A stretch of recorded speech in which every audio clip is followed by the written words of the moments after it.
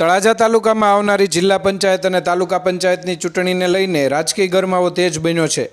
Bharatiya Janata party દ્વારા ઉમેદવારોની સત્તાવાર જાહેરાત કરવામાં આવતા રાજકીય મેદાનમાં ચહલપહલ વધી ગઈ છે। ઉમેદવારો જાહેર થતાં સ્થાનિક સ્તરે રાજકીય ચર્ચાઓ શરૂ થઈ ગઈ છે અને પક્ષના કાર્યકરોમાં ઉત્સાહ જોવા મળી રહ્યો છે। બીજી તરફ વિરોધ પક્ષો પણ પોતાની વ્યૂહરચના મજબૂત બનાવવા લાગ્યા છે, જેથી આવનારી ચૂંટણીમાં કડક ટક્કર થવાની સંભાવના વ્યક્ત થઈ રહી છે।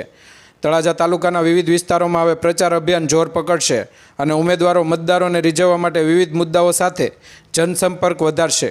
વિકાસના મુદ્દાઓ, સ્થાનિક સમસ્યાઓ અને જનહિતના પ્રશ્નો ચૂંટણીના કેન્દ્રમાં રહેશે।